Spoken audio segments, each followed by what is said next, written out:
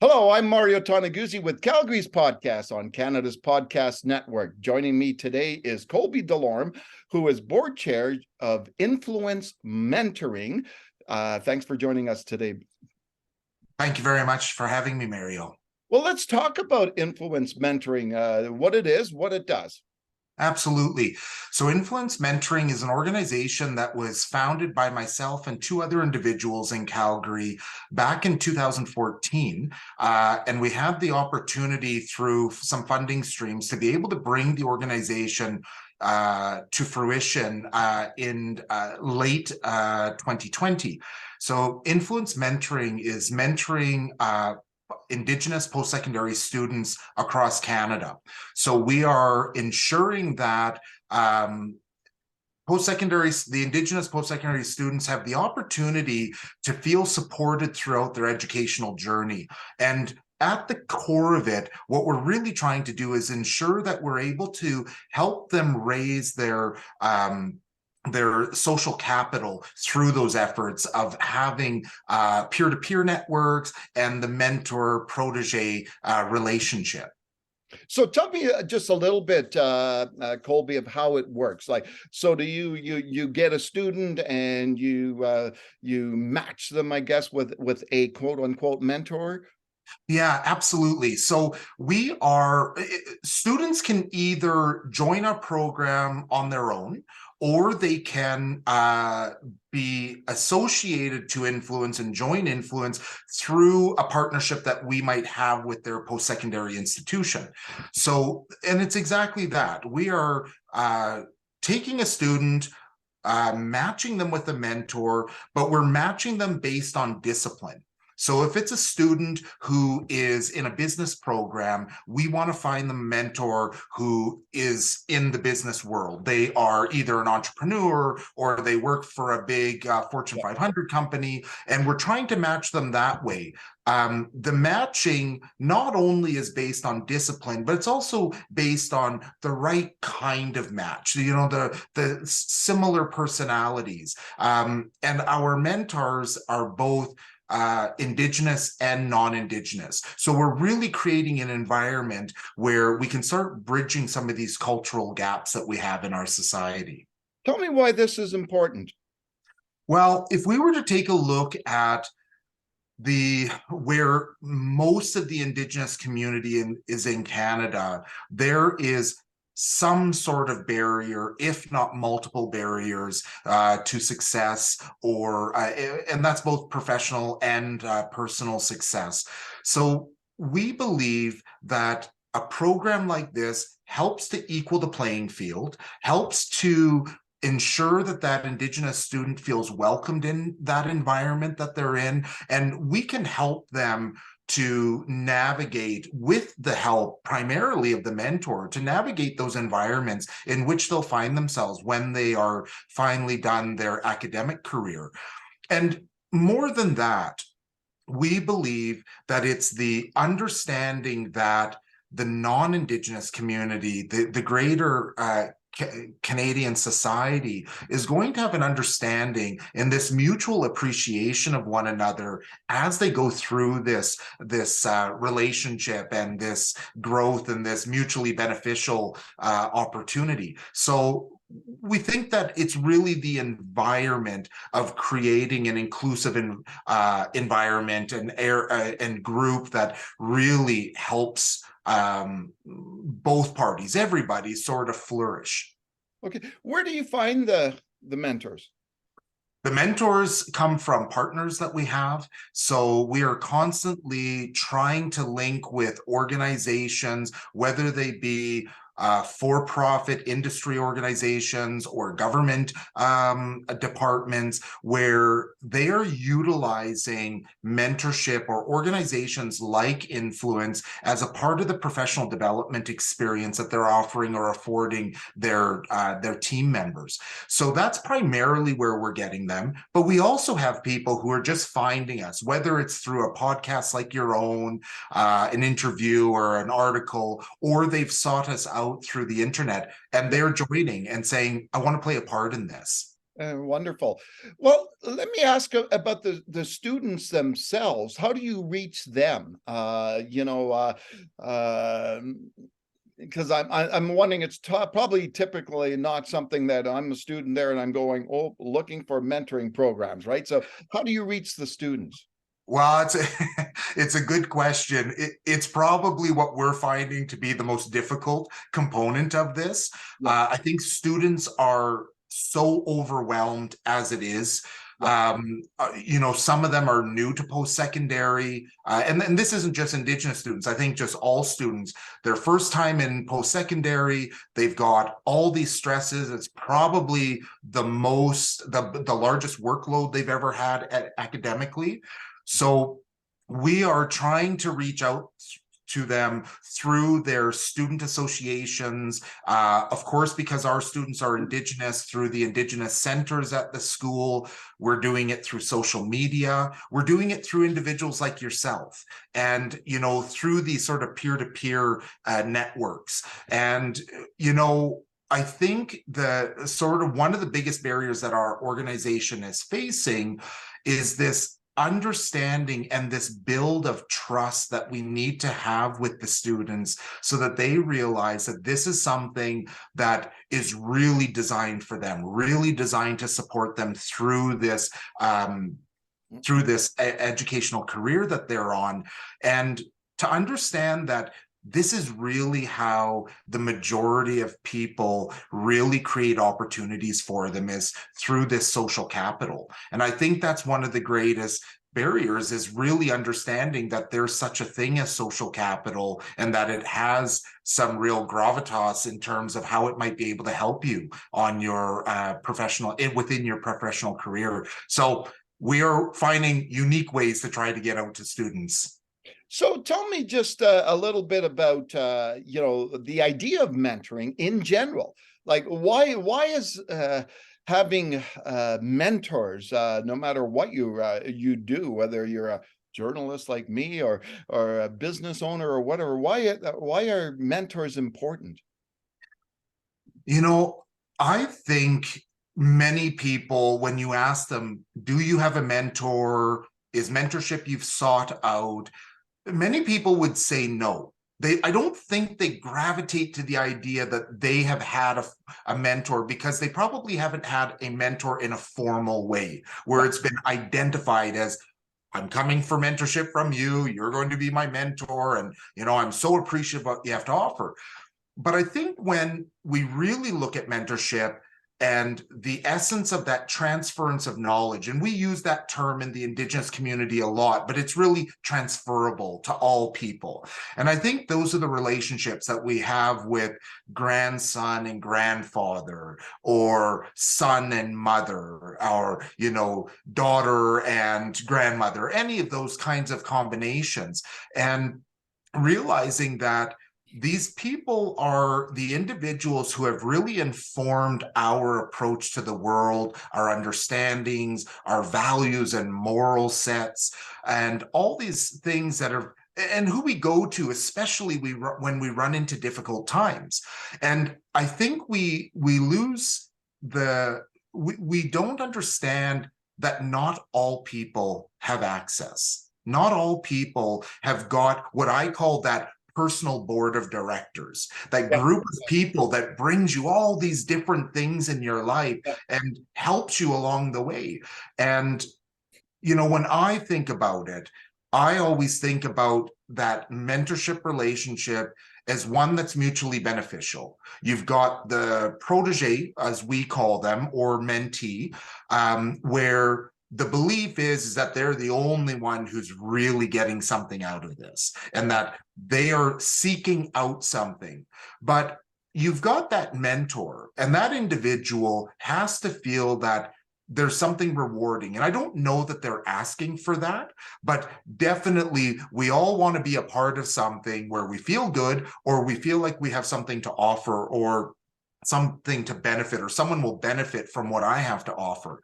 And that's what we find, or what I believe, when I look at mentorship, that it's something that it's really like the client and the psychiatrist relationship.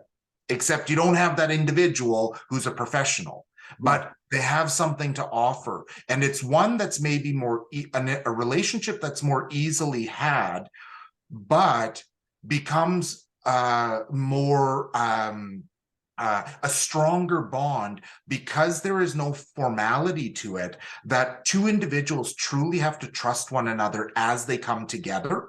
And it's just, when it's the right match, it's beautiful. And it's one thing where I leave every time and I go, I'm pretty sure I got more out of this than the protege or the mentee did.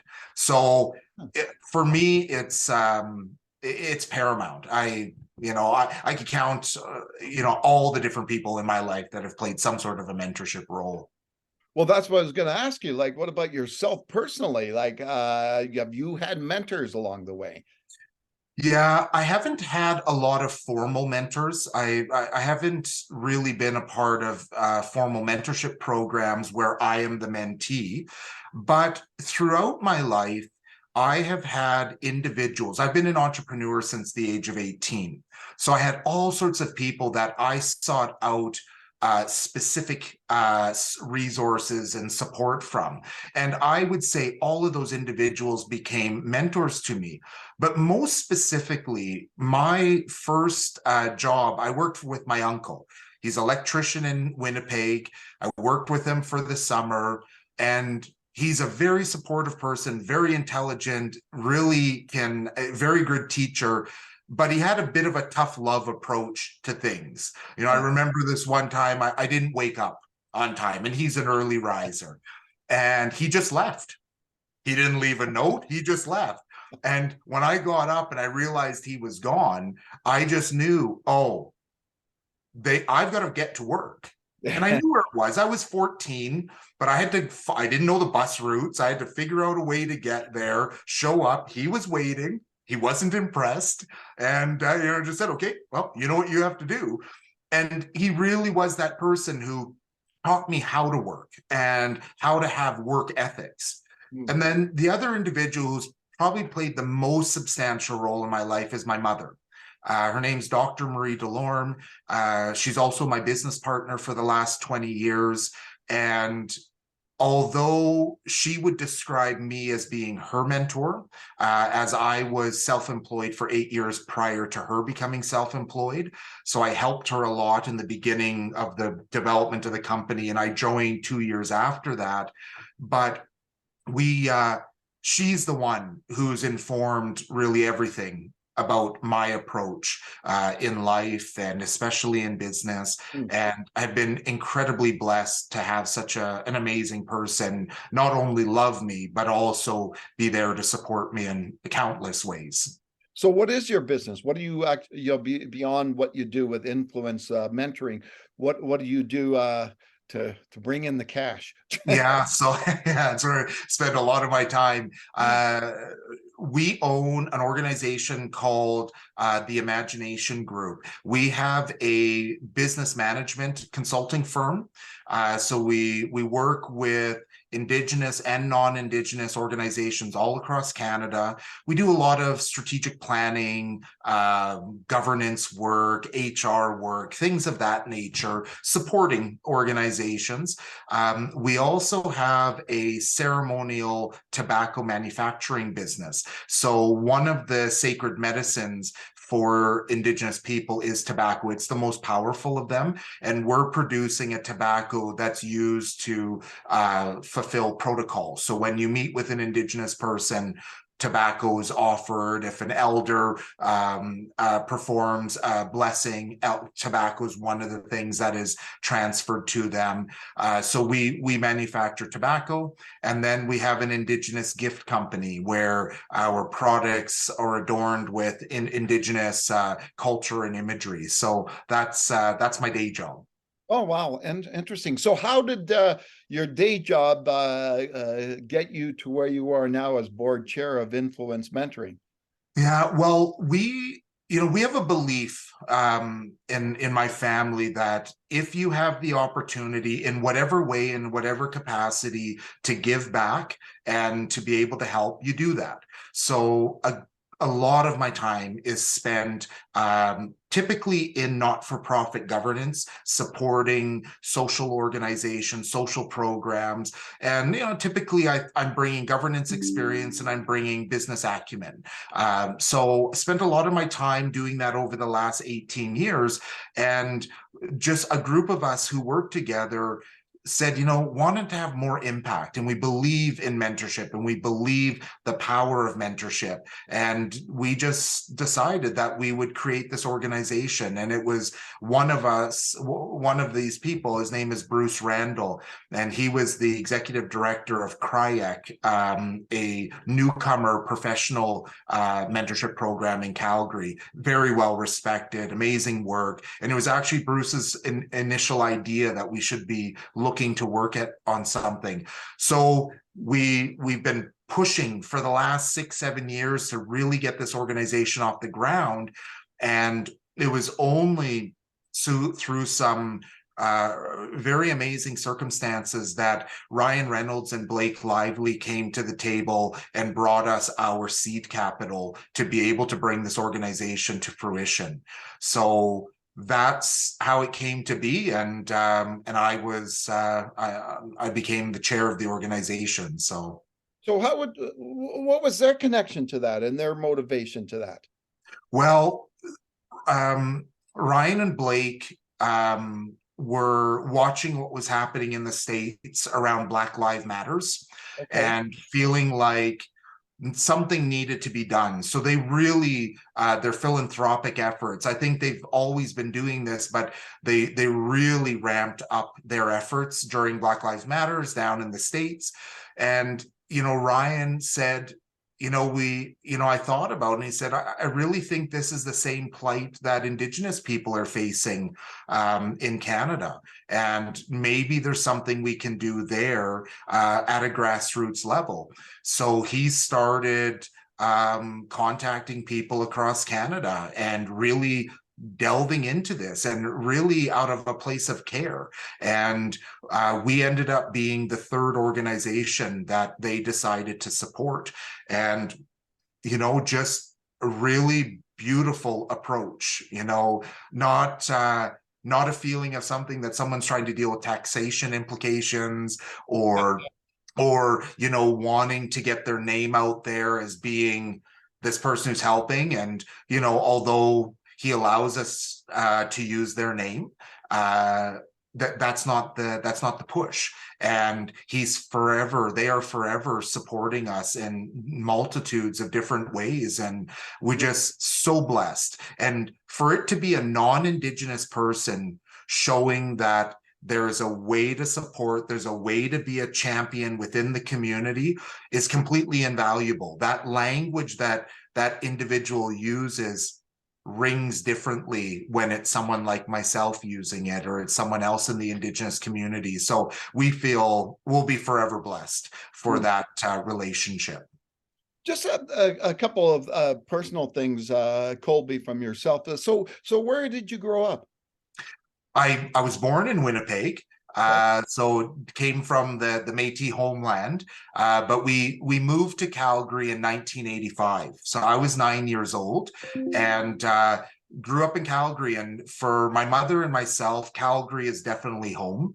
It's an amazing place for opportunity. If you're willing to work hard and you're willing to be a part of the community, it's one that can, it can be incredibly rewarding. So I grew up in Calgary, grew up in Acadia.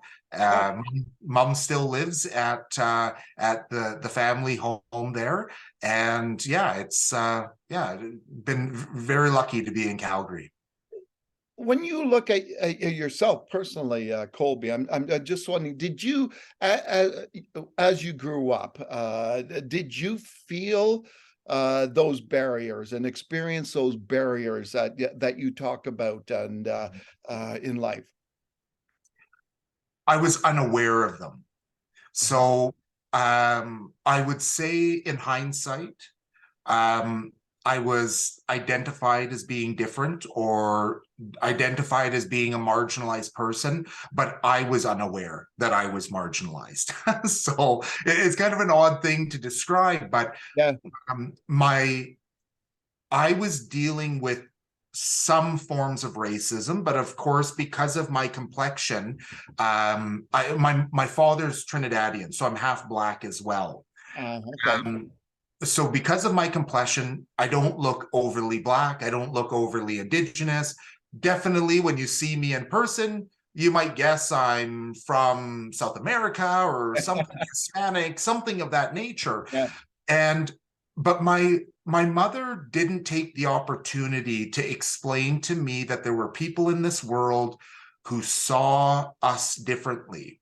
And as a result of that, I was unaware of some of that cultural dynamics that were occurring.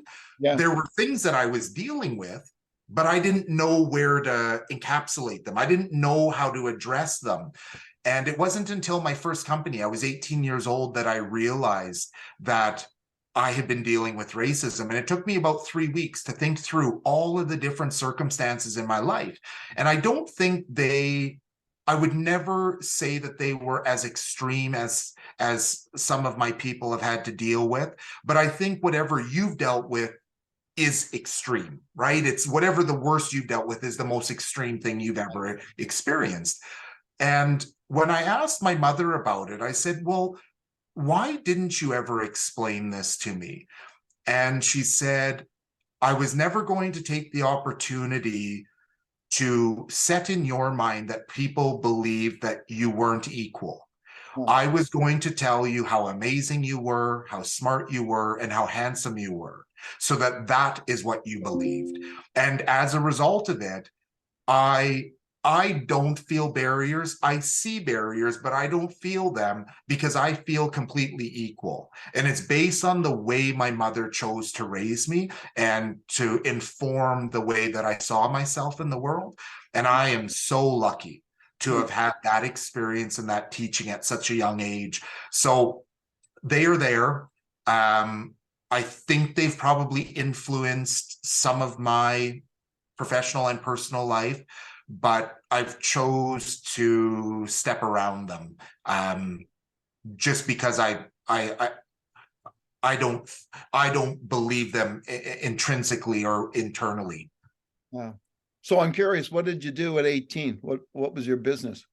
I started a window cleaning company. Oh, okay. And a simple business to get into, but it had all of the different components that you need to learn to become an entrepreneur, but a very low threshold in terms of capital to get it going, but really big return.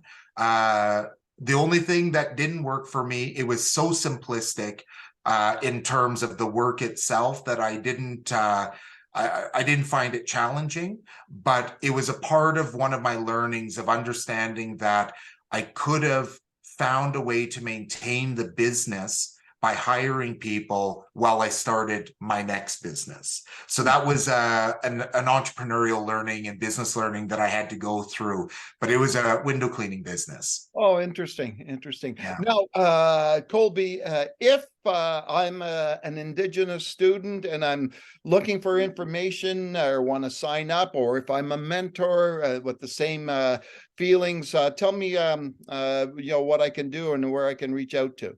Absolutely. So our web address is influencementoring.com. Yep. There is a way for mentors and proteges to both start building their profile.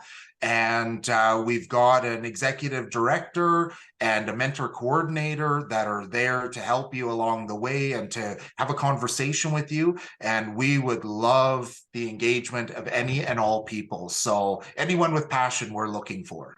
All right. Wonderful. Thanks, Colby, for joining us today. Oh, thank you for offering me the opportunity. All right, that was Colby Delorme, who is board chair of Influence Mentoring. I'm Mario Toneguzzi with Calgary's podcast on Canada's Podcast Network. Thanks for joining us today.